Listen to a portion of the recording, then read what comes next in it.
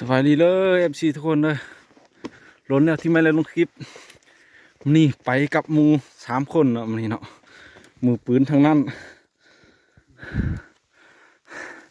เป็นยังก็ลองติดตามกันเพิ่งว่าจะมีก็ให้มีนกว่าลองรุ่นกันไปมือปืนเนาะคือว่านายฟานไปก่อนลองติดตามกันไปเพิ่ง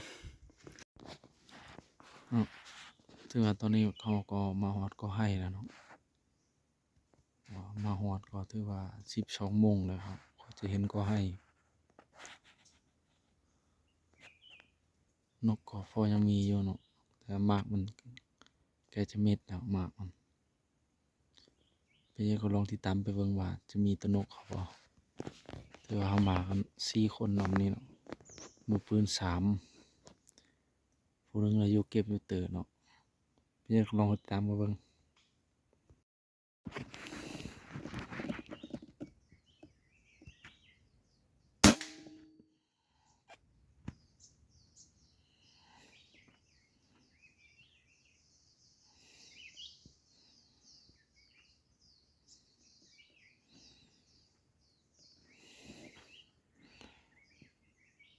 ข้าง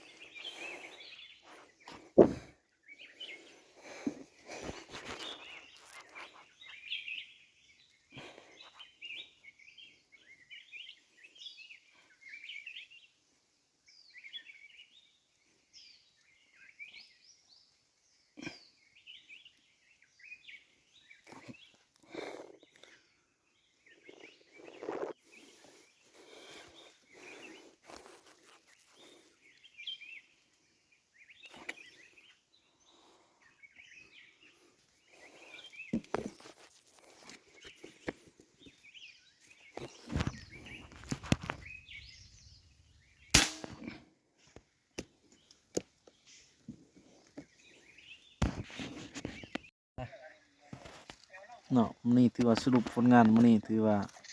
ซ้ำนี่ถือว่าสามมือปืนพออะไรกินอยู่นี่ก็ฝากกดติดตามกดไลค์กดแชร์เพื่อเป็นกำลังใจให้คลิปต่อๆไปเลยขอขอบใจ